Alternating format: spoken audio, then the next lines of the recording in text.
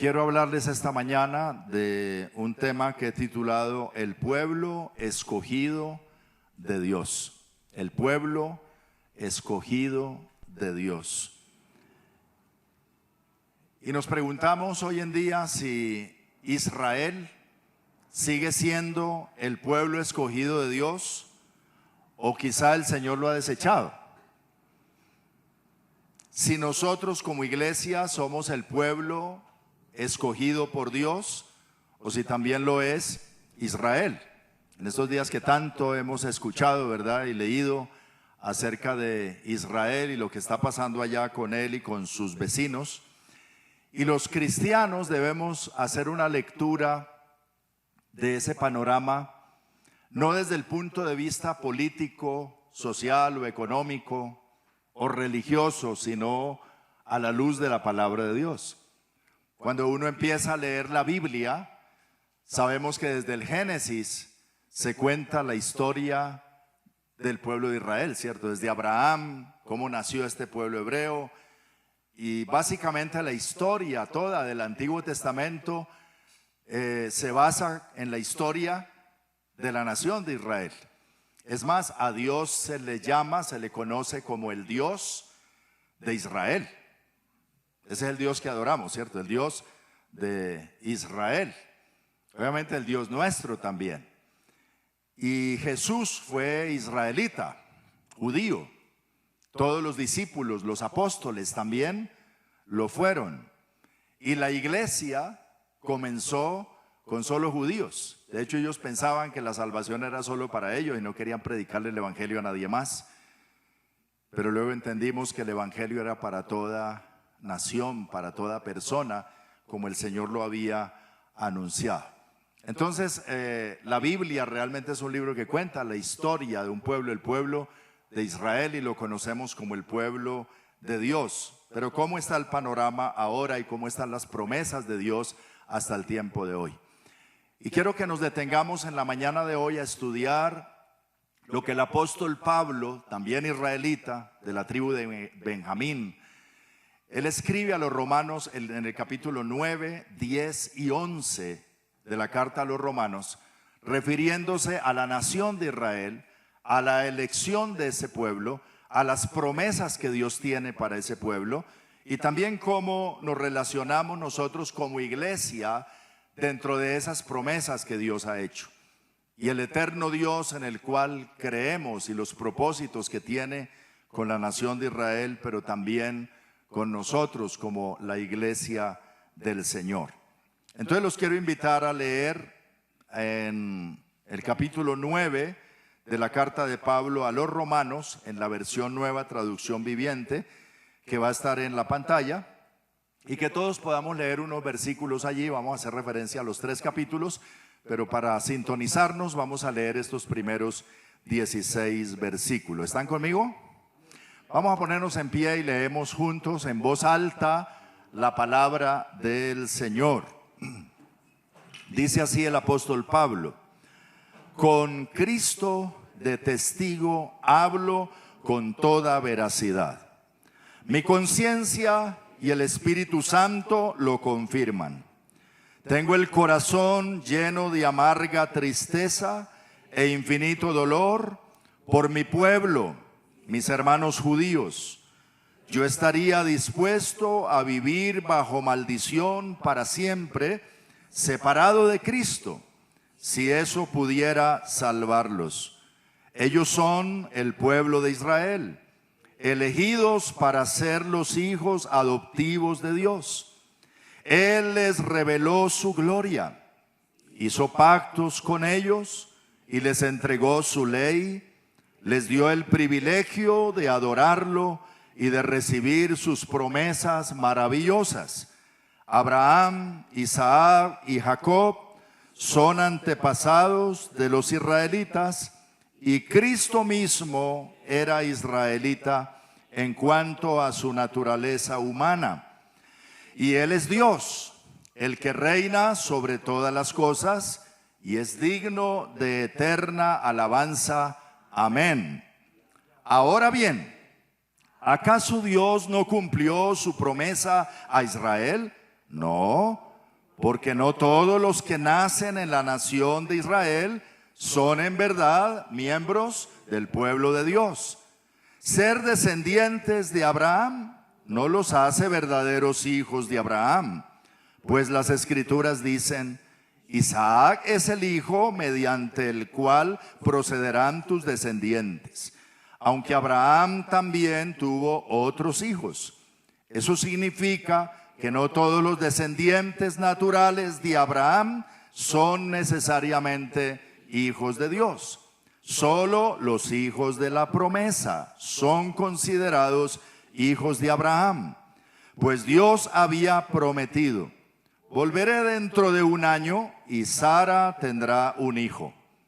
Ese hijo fue nuestro antepasado Isaac, cuando se casó con Rebeca. Ella dio a luz mellizos. Sin embargo, antes de que nacieran, antes de que pudieran hacer algo bueno o malo, ella recibió un mensaje de Dios. Este mensaje demuestra que Dios elige a la gente según sus propósitos. Él llama a las personas, pero no según las buenas o malas acciones que hayan hecho. Se le dijo: tu hijo mayor servirá a tu hijo menor. Como dicen las Escrituras: amé a Jacob, pero rechacé a Esaú. ¿Estamos diciendo entonces que Dios fue injusto? Por supuesto que no, pues Dios le dijo a Moisés: tendré misericordia de quien yo quiera y mostraré compasión con quien yo quiera. Por lo tanto, es Dios quien decide tener misericordia. No depende de nuestro deseo ni de nuestro esfuerzo. ¿Cómo les parece esa lectura? Oremos. Dile al Señor: háblame en esta mañana. Y gracias porque tú eres el mismo Dios de ayer, de hoy y por los siglos. El Dios de Abraham, de Isaac, de Jacob, de Israel, el Dios de las naciones, el Dios, el único Dios verdadero. Y gracias te damos por Jesucristo nuestro Señor, que nosotros, Señor, aunque no nacimos de la simiente de Abraham según la carne, ni somos hijos de Israel según la carne, fuimos acercados en Cristo Jesús para ser partícipes de tus promesas y de tu favor, de tu bendición. Y hoy estamos aquí, Señor, frente a tu palabra una vez más. Te pido que ilumines nuestro entendimiento por el Espíritu Santo y seamos edificados por medio de tu palabra. En Cristo Jesús. Amén. Amén. Gloria a Dios. Pueden tomar asiento. ¿Cómo es el título? El pueblo escogido de Dios. Y vamos a hablar de la elección de Israel. Comencemos por ahí. La elección de Israel. Dios escogió a Abraham cuando era un solo hombre. Y Sara. Y duró 100 años sin tener hijos. 75. No. A los 75 le dio la promesa del nacimiento de un hijo. Y cumpliendo los 100, cumplió la promesa al nacer Isaac. Tuvo un solo hijo, Abraham, de Sara. Pero la Escritura dice que cuando Sara murió, Abraham tuvo muchos hijos más, aparte del hijo de la promesa que era Isaac. A ese fue que Dios le dio la promesa. Ahora, los descendientes de Abraham entonces son muchos. De esos otros hijos, porque también tuvo otro que era hermano de Isaac, pero medio hermano, que fue hijo de la esclava de Agar. Habían pasado unos 11 años de la promesa y como no llegaba el hijo, quisieron darle una manito a Dios. Y Sara dijo: pues llégate a la criada y tengamos un hijo de ella, porque a Dios como que se le olvidó la promesa. Y nació Ismael. Entonces de Ismael también viene una descendencia grandísima, que todos ellos también viven ahí en el Medio Oriente, muchos de ellos hasta hoy, aparte de los otros hijos de Abraham. Entonces hay mucha gente que reconoce a Abraham como padre, aparte de los descendientes de Isaac también. Pero dentro de los descendientes de Isaac, el hijo de la promesa, ¿recuerdan cuántos hijos tuvo Isaac? dos, Jacob y Esaú. Fueron mellizos y estando en el vientre de la mamá los muchachos se peleaban. Y entonces Rebeca fue a orar y Dios le dijo: es que hay dos naciones en tu vientre. El otro, el hermano mayor de Jacob, ¿cómo se llamó? Esaú. Bueno, los que leen la Biblia aquí les estoy pasando el quiz. Esaú era el mayor, pero Dios dijo: el mayor servirá al menor. El menor era Jacob. Y en el transcurrir de la vida, Dios le cambió el nombre a Jacob. La lucha con el ángel allá en Peniel, antes de la reconciliación con su hermano, Dios le dijo: no te llamarás más Jacob, sino que te llamarás Israel, que quiere decir el que lucha con Dios. No el que se enfrenta con Dios, sino el que lucha de la mano de Dios, o Dios lucha con él, Dios está con él. Le cambió el nombre, Israel. Y Dios dijo: yo me voy a dar a conocer como el Eloi, el Dios de Israel. Y hasta hoy Dios se hace conocer como el Dios de Israel. Entonces Israel sí le rindió más el tener hijos. Israel tuvo 12 hijos. Y de esos 12 hijos vienen las 12 tribus de Israel, o el pueblo de Israel, el pueblo que hoy conocemos como el pueblo judío. Con todos sus ires y venires. La historia está en el Antiguo Testamento. Lo invito a leer la Biblia, ahí está toda la historia. Por muchos años esa historia. Y de esa nación entonces vino el Señor de la descendencia de Judá, de la casa de David, para cumplir las promesas a Abraham, a Isaac y a Jacob. Entonces, quiero que primero entendamos esta mañana que los descendientes de Abraham son muchos, miles, millones. Y todos ellos reconocen, por ejemplo, los musulmanes, ellos reconocen a Abraham como su padre. Y dicen: Alá es el Dios y Mahoma es su profeta, pero somos hijos de Abraham.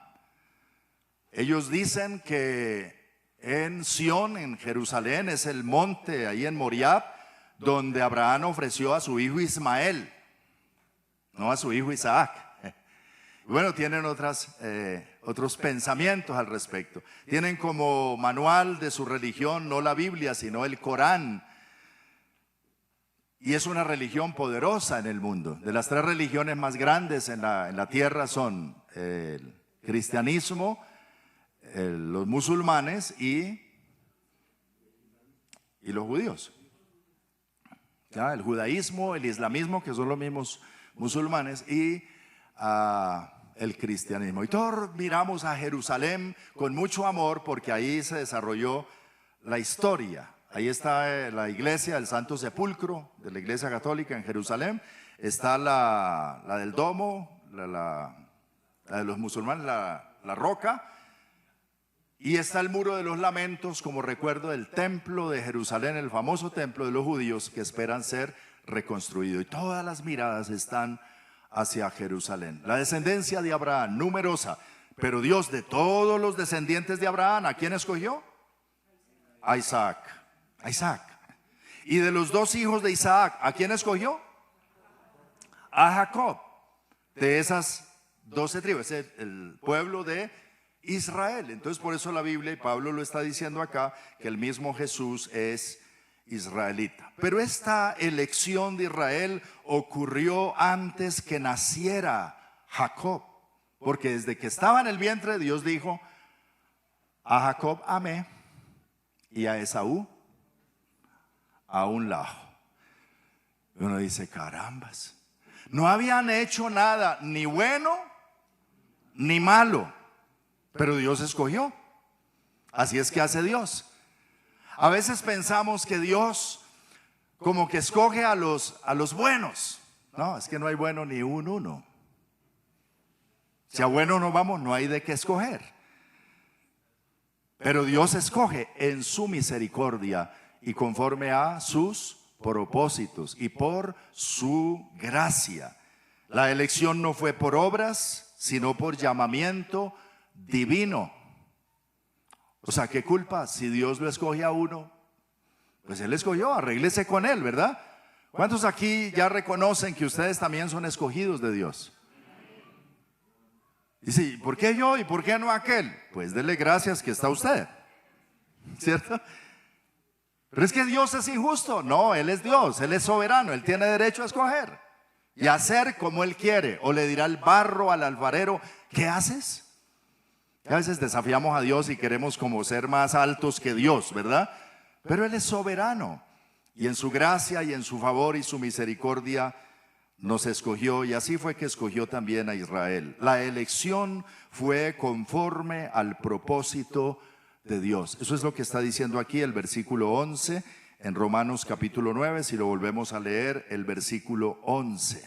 Pues no habían aún nacido, ni habían hecho aún ni bien ni mal, para que el propósito de Dios conforme a la elección permaneciese no por las obras, sino por el que llama. Ese es nuestro Dios. La elección fue un acto entonces soberano de Dios. El versículo 16 dice, del 12 al 16, volvamos a leerlo. Él llama a las personas, pero no según las buenas o malas acciones que hayan hecho. Se le dijo, tu hijo mayor servirá a tu hijo menor. Como dicen las escrituras, amé a Jacob, pero rechacé a Esaú.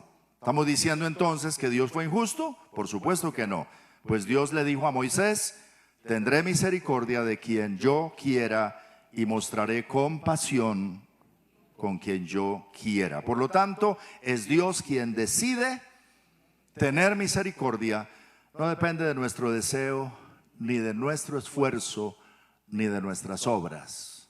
Dile al Señor, gracias porque has tenido misericordia de mí. No soy mejor que otros, pero tú me has mirado con amor. Alabado sea el Señor. Vemos también que la elección los hizo a Israel herederos de todo. Eso es lo que está diciendo Pablo, versículo 4 y 5. Ellos son el pueblo de Israel, elegidos para ser los hijos adoptivos de Dios. O sea, Dios los escogió y la promesa que les dio es que los iba a adoptar hijos suyos. Él dijo, seré a ellos padre y ellos me serán hijos. Él les reveló su gloria. ¿Israel vio la gloria de Dios? De tantas maneras, batallas ganadas, el mar abierto, ríos que se abrieron para dar paso, maná del cielo, ángeles que les comunicaron la ley en el monte Sinaí. O sea, un pueblo privilegiado de sobre todos los pueblos de la tierra, a quien Dios se reveló, les entregó su ley, les dio el privilegio de adorarlo, les dio un orden sacerdotal y de recibir sus promesas maravillosas. Abraham, Isaac y Jacob son los antepasados de los hijos de los israelitas, y Cristo mismo era israelita en cuanto a su naturaleza humana. Eso es un privilegio grande. Algo que se dijera que Jesucristo es colombiano. ¡Wow!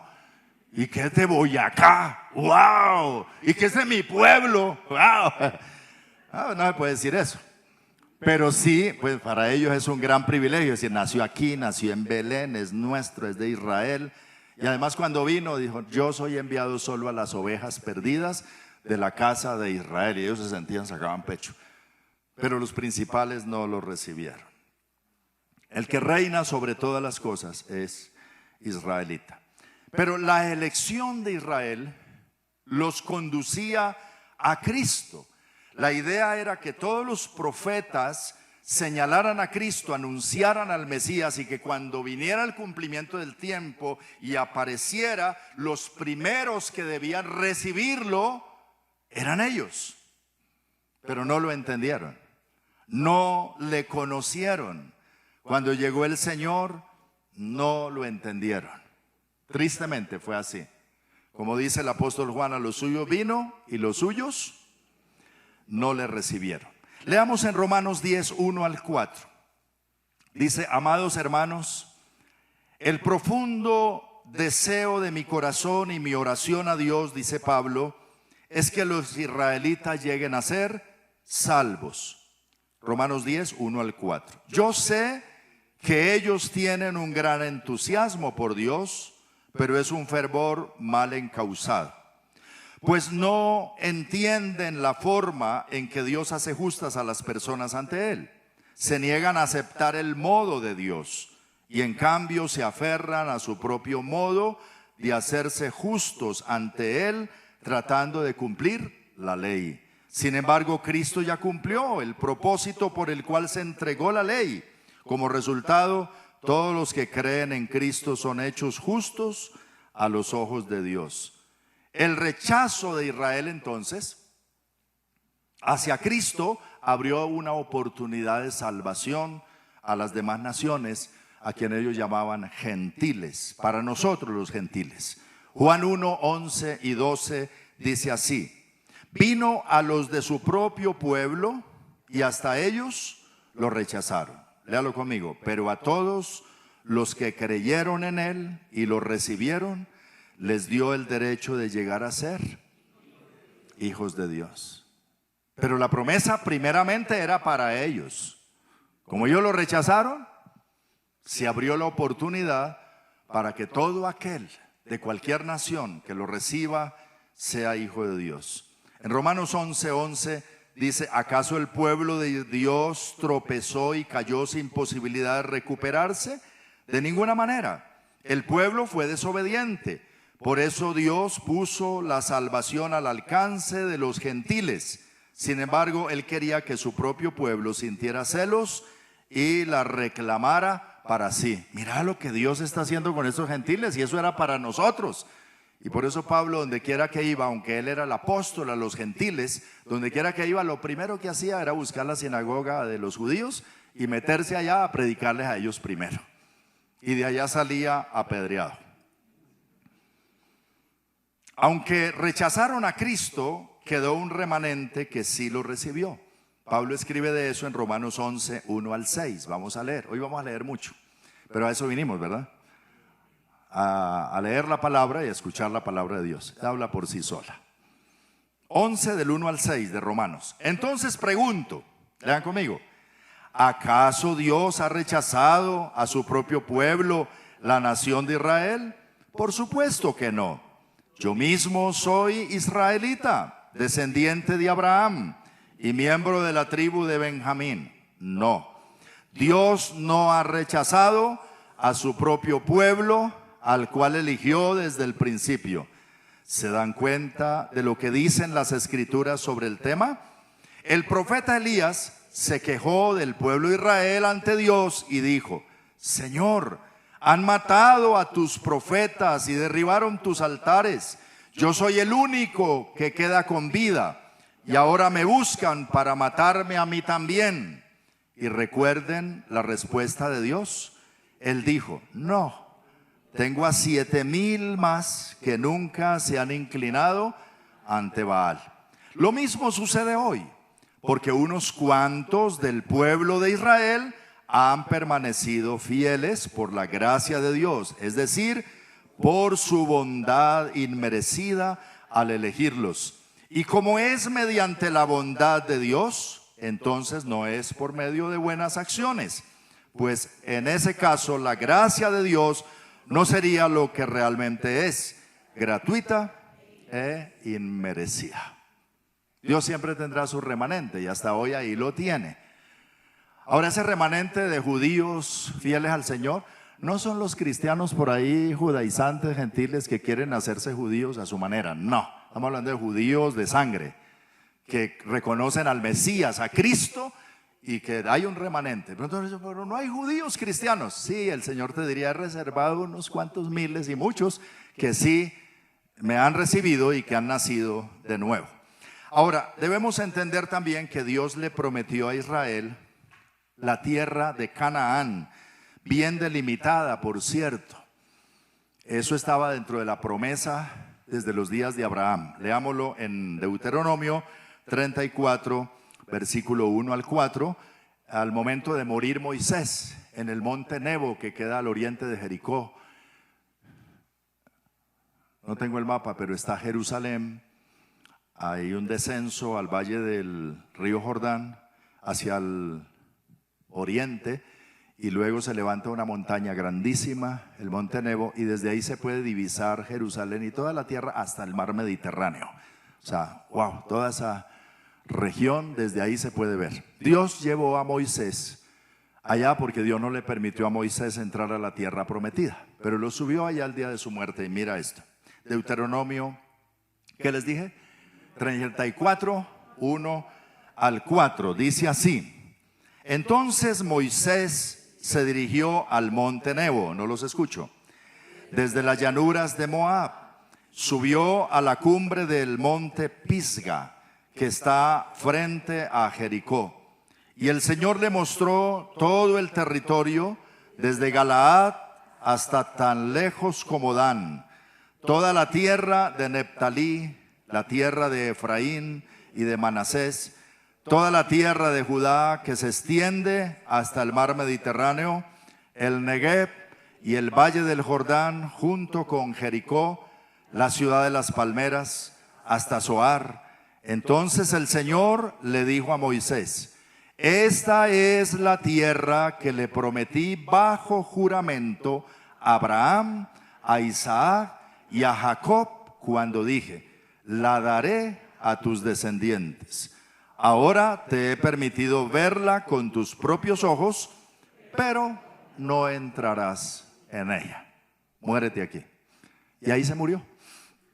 Y Dios lo enterró, pero le permitió ver esa tierra que Dios decía: tierra que fluye leche y miel, tierra maravillosa. Aunque eso parecía un desierto, pero Dios decía: maravillosa tierra.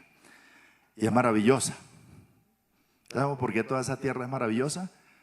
Fluye leche y miel. Revuelva leche y con miel y verá que parece petróleo. Solo una idea.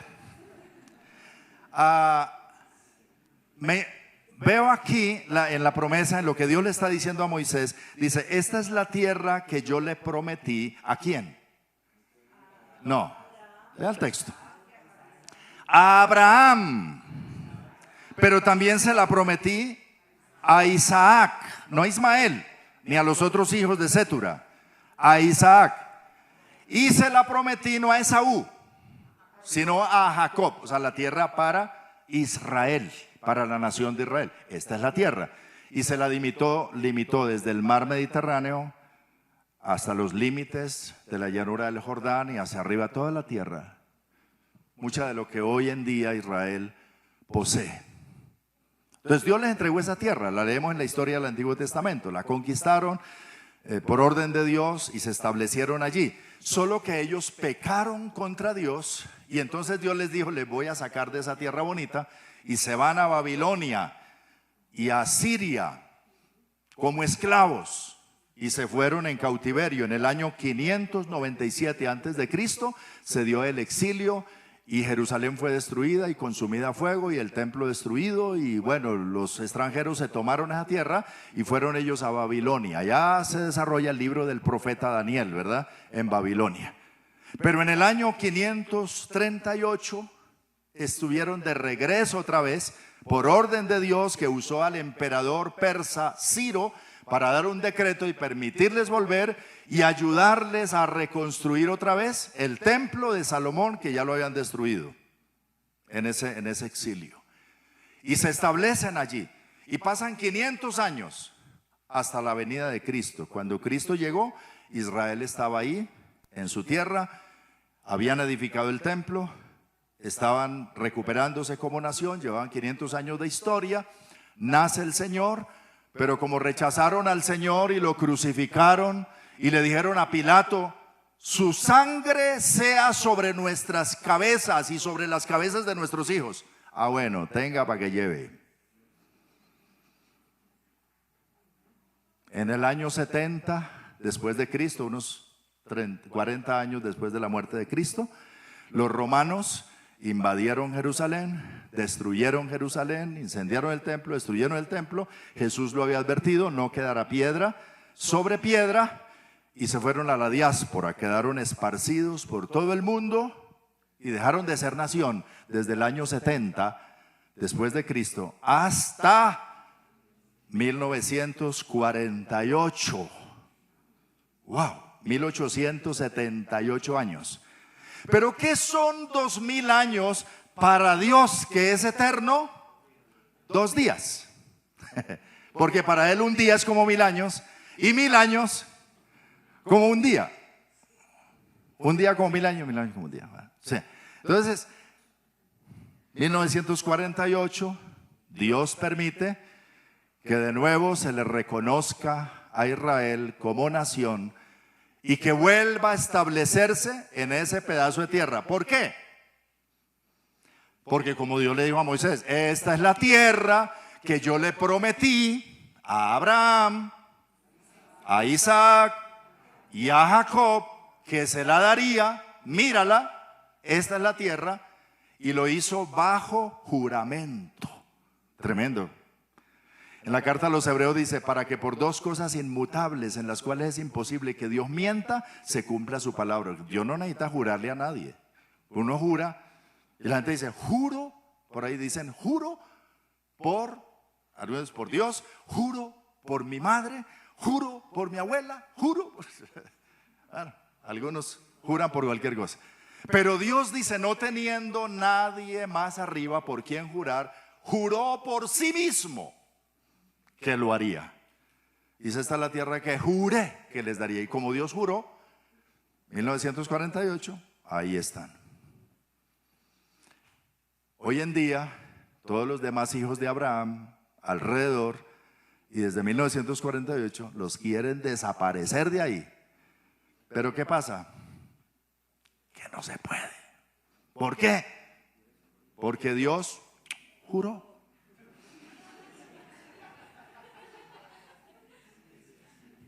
¿Qué se hace? ¿Sí o no? Ni modo de ir al Señor, pero mira esto. Qué pena, hay un juramento, hay una promesa. Eso tiene que ser así, sencillamente. Ahora yo no estoy justificando los pecados, ni los errores, ni nada de Israel. Yo estoy hablando de lo que dice la palabra de Dios acerca de esa nación y las promesas que Dios les hizo. Sí, pero Dios, ¿por qué es así? Un día usted le pregunta ya. Pero Él es soberano. Recuerden, es de que Él quiera tener misericordia, tiene misericordia. Y del que quiera compadecerse, se compadece. Y al que quiere bendecir, lo bendice. Y a ese pueblo lo ha bendecido. Porque en 70 a 75 años de vida han hecho florecer ese desierto, se han hecho una potencia mundial, tienen el mejor ejército del mundo, tienen premios Nobel por cantidad. Mejor dicho, la economía, todo. Uno dice, pero ¿qué pasa con este pueblo? Que son los hijos de Abraham, de Isaac y de Jacob. Y que el Dios de Israel cumple sus promesas. Ese es el Dios que adoramos, ese es el Dios de la Biblia. ¿Usted sabía que adoramos al Dios de Israel? Hay una canción por ahí de los caballos de Faraón, ¿cómo se dice? ¿Cómo es la canción de los? Bendeciré a Jehová por siempre, su diestra es solo poder. Y andaba, echó a la mar quien los perseguía, caballo y jinete, echó al carro de Faraón. Sí, ¿qué tiene que ver eso con nosotros? Es la victoria de Israel. Es la manera como Dios se mostró a través de la historia y se dio a conocer a la humanidad a través de esa nación para llegar hasta Cristo, para que cuando llegara Cristo lo recibiéramos y entendiéramos de su carácter, de su poder, y Él quiso hacerlo con esa nación. Y de eso trata la Biblia. Pero desafortunadamente cuando Cristo llegó, ellos no lo recibieron. Otra cosa, cuando el Señor vuelva por segunda vez, ¿sabe a dónde va a llegar? Ahí. ¿Desde dónde se fue en una nube? Desde el Monte de los Olivos. Y dos ángeles se pusieron a ver los discípulos que estaban mirando cómo se iba el Señor. ¿Y qué hacen mirando al cielo? Este mismo Jesús que ha sido tomado de vosotros al cielo, así volverá, como le habéis visto ir al cielo, y pondrá sus pies ahí en Jerusalén. Entonces la nación tenía que recuperarse y volver a ser nación y establecerse de nuevo para que el Señor venga, porque cuando Él venga, así como en la primera venida tenían que estar ahí, para la segunda venida tienen que estar ahí. Y si ya se establecieron ahí, ¿qué quiere decir eso? Que el Señor Nestico, viene. Y eso es lo que a nosotros nos alegra. Por eso Jesús dijo, cuando vean que todas estas cosas comiencen a suceder, no se asusten. erguíos y levantad vuestra cabeza, porque el tiempo de vuestra redención se acerca. Yo no sé a cuánto les asusta la venida del Señor o cuánto les alegra la venida del Señor. Dice, uy, maravilloso, el Señor viene. Otros dicen, uy, el Señor viene. No, debe ser el anhelo de los cristianos. Y eso es las señales de la venida del Señor se están cumpliendo. Entonces hay promesas terrenales que Dios cumplirá con Israel sí o sí. Su preservación como nación, eso está dicho en la Biblia. Su prosperidad como nación está dicho en la Biblia. La victoria sobre sus enemigos está profetizado en la Biblia. El reinado terrenal del Mesías, el hijo de David, sobre ellos, Dios se lo dijo a María: este niño que va a nacer de tu vientre, Dios le dará el trono de David su padre y reinará sobre Israel para siempre y su reino no tendrá fin. Bendito sea el Señor. Se tiene que cumplir la escritura. Quitemos la mirada de Israel, miremos la iglesia, la elección de la iglesia. Estaba anunciada la salvación primeramente para Israel, pero no solo para Israel. Leamos Romanos 1:16, muy conocido este versículo. Pablo dice: no me avergüenzo del evangelio, porque es poder de Dios en acción para salvar a todos los que creen. Dígalo conmigo: a los judíos primero y también de ahí para allá a los gentiles. Y dice, pero ¿por qué a ellos primero? Otra vez Israel metido en el cuento. Porque era para ellos primero y luego para nosotros los gentiles.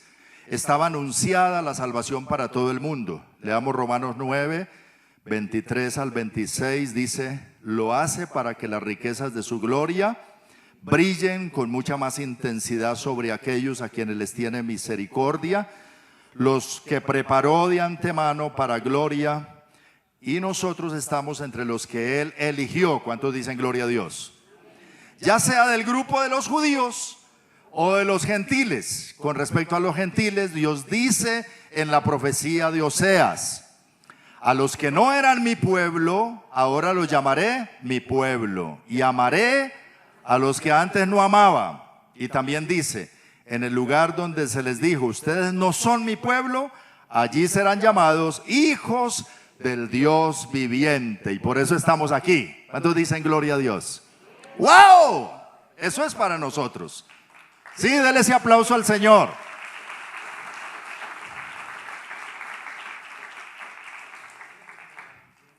Y Génesis 22:18, Dios le dijo a Abraham: mediante tu descendencia todas las naciones de la tierra serán bendecidas. Todo eso porque me has obedecido. Eso se cumple en Cristo. Y en Juan 3:16 dice: pues Dios amó tanto al mundo. ¿A quién? No solo a los judíos, al mundo, que dio a su Hijo único, para que todo aquel que en Él cree no se pierda, sino que tenga vida eterna. Y Jesús dijo en Marcos 16:15 del 16, entonces les dijo: vayan por todo el mundo y prediquen la buena noticia a todos. Al que crea y sea bautizado será salvo, pero el que se niega a creer será condenado. Estaba prevista entonces la salvación para unir a judíos y gentiles en un solo pueblo llamado la iglesia. La iglesia, compuesta por judíos y gentiles. Judíos primero, después nosotros, pero finalmente ahí metidos en la iglesia. Leámoslo en Efesios 2:11 al 18. Dice así: no olviden que ustedes los gentiles antes estaban excluidos. Eran llamados paganos incircuncisos por los judíos, quienes estaban orgullosos de la circuncisión, aun cuando esa práctica solo afectaba su cuerpo, no su corazón. En esos tiempos ustedes vivían apartados de Cristo. No se les permitía ser ciudadanos de Israel y no conocían las promesas del pacto que Dios había hecho con ellos. Ustedes vivían en este mundo sin Dios y sin esperanza. pero ahora han sido unidos a Cristo Jesús, aunque estaban muy lejos de Dios, pero ahora fueron acercados por medio de la sangre de Cristo. Pues Cristo mismo nos ha traído la paz. Él unió a judíos y a gentiles en un solo pueblo, cuando por medio de su cuerpo en la cruz derribó el muro de hostilidad que nos separaba. Lo logró al poner fin al sistema de leyes, de mandamientos y ordenanzas. Hizo la paz entre judíos y gentiles al crear de los dos grupos un nuevo pueblo en él. Cristo reconcilió a ambos grupos con Dios en un solo cuerpo por medio de su muerte en la cruz, y la hostilidad que había entre nosotros quedó destruida. Cristo les trajo la buena noticia de paz tanto a ustedes, los gentiles, que estaban lejos de él, como a los judíos que estaban cerca. Ahora todos podemos tener acceso al Padre por medio del mismo Espíritu Santo, gracias a lo que Cristo hizo por nosotros. Bendito sea el Señor. ¿No les parece maravilloso? Leamos en Romanos 11, versículo 15, donde dice: pues si el rechazo de ellos hizo que Dios ofreciera la salvación al resto del mundo, la aceptación de ellos será algo aún más maravilloso. Será vida para los que estén muertos. Algunas ramas, Romanos 11, 17 en adelante, Romanos 11, 17, dice así: algunas ramas del árbol de Abraham, algunos del pueblo de Israel, han sido arrancadas, y ustedes los gentiles, que eran ramas de olivo silvestre, fueron injertados.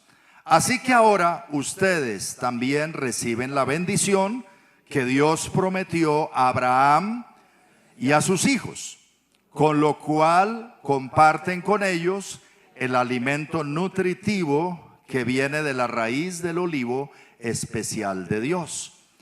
Así que no se jacten de haber sido injertados para reemplazar a las ramas que fueron arrancadas. Ustedes son solo una rama y no la raíz. Tal vez digas: bueno, esas ramas fueron arrancadas para darme lugar a mí. Es cierto, pero recuerda, esas ramas fueron arrancadas porque no creyeron en Cristo. Y tú estás allí porque sí crees. Así que no te consideres tan importante. Más bien teme lo que podría suceder. Pues si Dios no perdonó a las ramas originales, tampoco te perdonará a ti. Fíjate en que Dios es bondadoso, pero también es severo. Es severo con los que desobedecen, pero será bondadoso contigo si sigues confiando en su bondad. En cambio, si dejas de confiar, tú también serás arrancado por completo. Y si el pueblo de Israel abandona su incredulidad, volverá a ser injertado, pues Dios tiene poder para volver a injertarlo en el árbol. Tú, por naturaleza, eras una rama cortada de un olivo silvestre. Por lo tanto, si Dios estuvo dispuesto a ir en contra de la naturaleza al injertarte en un árbol cultivado, Él estará mucho más dispuesto a injertar las ramas originales en el árbol al que pertenecen. Mis amados hermanos, quiero que entiendan este misterio para que no se vuelvan orgullosos de ustedes mismos. Parte del pueblo de Israel tiene el corazón endurecido, pero eso solo durará hasta que se complete el número de gentiles que aceptarán a Cristo. Y entonces todo Israel será salvo. Como dicen las Escrituras: el que rescata vendrá de Jerusalén y apartará a Israel de la maldad, y mi pacto con ellos es que quitaré sus pecados. Muchos del pueblo de Israel ahora son enemigos de la buena noticia, y eso los beneficia a ustedes, los gentiles. Sin embargo, ellos todavía son el pueblo que Dios ama, porque Él eligió a los antepasados, Abraham, pues los dones de Dios y su llamado son irrevocables. Ustedes los gentiles antes eran rebeldes contra Dios, pero cuando el pueblo de Israel se rebeló contra él, Dios tuvo misericordia de ustedes y no de ellos. Ahora ellos son los rebeldes y a ustedes Dios les mostró su misericordia para que ellos también participen de la misericordia. Qué bueno es leer la Biblia, ¿cierto? Y entender, dice, wow. Y tengo las bendiciones de Abraham y de Isaac y de Jacob, porque estoy en Cristo. Y en Cristo yo también soy bendecido. Y mucho más allá que el pueblo de Israel. Existen promesas celestiales que el Señor cumplirá con la iglesia, que está compuesta por judíos y gentiles. Ya les dije de las promesas que Dios tenía para Israel, ¿cierto? La tierra, la preservación, el reinado, bueno. Pero para la iglesia hay unas promesas que, mira, inimaginables. Una de ellas es la resurrección y transformación. O sea, que el cristiano nunca muere. Los judíos sí se mueren y se van, pero el cristiano, sea judío o gentil, por ahí dicen, eso lo único que no tiene solución es la muerte. ¿Sí ha escuchado? Mentira, la muerte también ya tiene solución, ¿o no? En Cristo, Él vino a solucionar el problema de la muerte. Podemos decir, como dice Pablo en 1 Corintios, haciéndole, ¿cómo se dice? Fieros a la muerte. ¿Dónde está, oh muerte, tu aguijón? ¿Dónde está, oh sepulcro, tu victoria? ¿Por qué te tienen miedo? No, es que te vamos a matar. Eso le decían a Lázaro después de haber resucitado 4 días de muerto. Es que te vamos a matar. Y dice, yo ya sé qué es eso. El que es cristiano no muere, duerme. Y el Señor lo levantará. Lean conmigo 1 Corintios 15, 51. Permítanme revelarles un secreto maravilloso. Léanlo con confianza. No todos moriremos.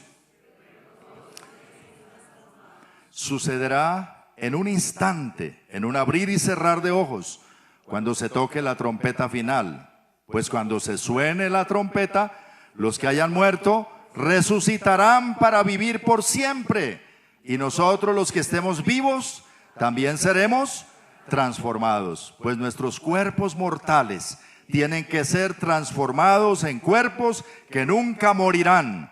Nuestros cuerpos mortales deben ser transformados en cuerpos inmortales. Entonces, cuando nuestros cuerpos mortales hayan sido transformados en cuerpos que nunca morirán, se cumplirá la siguiente escritura: la muerte es devorada en victoria. Alabado sea Dios. ¿No le parece una gran promesa? Wow, si me muero, el Señor me resucitará. Y si no me muero, cuando el Señor venga, me transformará. Y será así, en un abrir y cerrar de ojos. Qué promesa tan grande tenemos la iglesia en Cristo. Y no solo eso, ¿saben que Cristo va a reinar? Eso fue lo que se le dijo a María, ¿cierto? Dios le dará el trono de David su padre y reinará para siempre y su reino no tendrá fin. ¿Y Cristo ha reinado? Todavía no, porque lo crucificaron, resucitó y se fue. Pero volverá. ¿Y volverá a qué? A reinar sobre Israel, sobre las naciones, sobre el mundo entero. ¿Desde dónde? Desde Jerusalén. ¿Y sabe quién le ayudará a reinar? Nosotros. Wow. Lean Apocalipsis 5, versículo 9. Juan vio que en el cielo cantaban un nuevo canto con las siguientes palabras: tú eres digno, le decían a Jesús, de tomar el rollo y de romper los sellos y abrirlo, porque tú fuiste sacrificado y tu sangre pagó el rescate para Dios de gente de todo pueblo, tribu, lengua y nación, y los has transformado. La has transformado en un reino de sacerdotes para nuestro Dios y reinarán sobre la tierra. ¿Qué vas a hacer tú cuando Cristo venga a reinar? Wow. Tal vez no te has lanzado a la política ahora para ser concejal, alcalde, edil al menos. Aquí tenemos un edil, ¿cierto? En medio nuestro, por cierto. Hermano Edilberto, Dios lo bendiga. Edil. Ya dijeron, el pastor se metió en política, ¿no? Es nuestro hermano Edil. Tenemos nuestro propio edil, entonces no hay que... Pero cuando Cristo venga, ya para despertar a algunos que estaban como ya, cuando Cristo venga, el Señor ha prometido que su iglesia va a reinar con Él. Y vamos a estar como Cristo ya resucitado, que tiene un cuerpo eterno glorificado. Nosotros seremos semejantes a Él, con cuerpo eterno y glorificado. Y como Él va a reinar sobre todas las naciones, la iglesia va a ser parte de su gabinete de gobierno. Nos está preparando para gobernar. Todas estas cosas que nos están sucediendo actual son una preparación para ese tiempo. Y vamos a reinar con Él. ¿No le parece eso maravilloso? ¿Qué me tendrá el Señor? El Señor dice, cosas que ojo no vio, ni oído oyó. Qué pena, aquí me podría poner a hablar todo el día, pero debo terminar. Voy a concluir diciendo lo siguiente. Los acontecimientos entonces sucedidos con Israel en este tiempo nos envían un mensaje profético inminente. Téngalo en cuenta, en esto concluyo.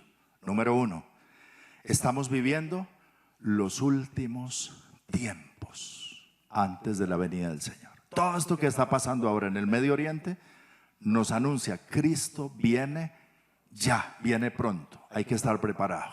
No nos durmamos con eso.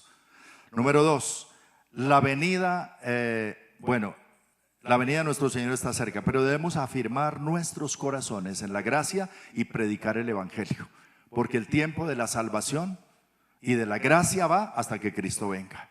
Cuando Cristo aparezca por su iglesia, se acaba el tiempo de gracia. Ya el que no recibió a Cristo ahí, ya le tocará pagar con su propia vida. Ya no hay sustituto, ya no hay salvador. Así que el tiempo para predicar es ya. Y debemos vivir en santidad. No durmamos viviendo en el pecado. Baste ya el tiempo pasado para haber hecho lo malo. Estamos llamados a la santidad conforme a la palabra de Dios. Y número 4 y último, Dios siempre cumple sus propósitos y su palabra. El cielo y la tierra pasarán, pero su palabra no pasará. Es confiable, es la palabra de Dios. Y lo que Dios ha prometido para ti y para mí, Él lo hará. No sabemos cómo hará y qué se inventará y cómo será, pero lo hará, porque Él cumple su palabra. Algunos quizá porque el Señor se ha demorado, dice, pues que se ha demorado mucho y es que yo estoy esperando. Tranquilo, el Señor no llega tarde, pero el Señor llega a cumplir su palabra y siempre cumplirá sus promesas, porque están bajo juramento. El cielo y la tierra pasarán, dijo el Señor, pero mi palabra no pasará. Y así como hay promesas para Israel, hay promesas para nosotros y Él las cumplirá. Le veremos cara a cara, veremos a nuestros seres queridos otra vez, nos reuniremos con ellos, con mi padre, con mi madre, en la presencia del Señor, con su cuerpo glorificado y el nuestro también, para bendecir al Señor y decir, valió la pena vivir para Dios. Veremos a muchos que han partido con el Señor. Si usted tiene un familiar que partió pronto con el Señor, alégrese, lo volverás a ver pronto. Nos reuniremos de nuevo con Él. Iremos cara a cara, con cuerpo glorificado. No será ese cuerpo ya canceroso ni viejito, rejuvenecido, pero tendrá el mismo cuerpo, así como el Señor. Con el mismo cuerpo se levantó y se dio a conocer. Y comeremos, habrá comidita en el cielo. Se celebrará la cena de las bodas del Cordero. Estamos invitados. Además dice que este pueblo, la iglesia, es la esposa del Rey. Tenemos un lugar de privilegio, por eso para reinar con Él. Hay cosas preparadas para ti. Vale la pena seguir al Señor, servir al Señor, caminar con Él, y Él cumplirá su palabra. Cierra tus ojos y oremos al Señor un momento y dile, sí Señor, yo confío en ti, yo creo en ti, yo espero en ti. Mi confianza está en ti, Señor, solo en ti. Qué bueno es confiar en ti, Señor. Fíate del Señor con todo tu corazón, dice tu palabra. No te apoyes en tu propia prudencia. Reconócelo en todos tus caminos y Él enderezará tus veredas. El Señor te dice: yo soy tu Salvador, yo soy tu sanador, yo soy tu ayuda, yo soy tu escudo. No temas, yo estoy contigo. Dice el Señor: no te dejaré ni te desampararé. No tengas temor, no te intimides. En estos tiempos complicados que estamos viviendo y que decimos: ¿qué será de nuestra vida? ¿Qué será de nuestros hijos? ¿Qué será del futuro? Oh Dios, nuestro futuro está en ti. En ti hay futuro, Señor. Ante el panorama de crisis mundial, ante la oscuridad de las naciones, sobre nosotros como iglesia, como dice la Escritura, sobre ti amanecerá Jehová. Sobre ti amanecerá el Señor, su luz resplandecerá, y sobre ti será vista su gloria. Dile: sí, Señor, haz resplandecer tu gloria sobre mí. Dile al Señor hoy: ayúdame a ver más allá de mis necesidades de hoy. Ayúdame a mirar más allá de mis problemas de hoy.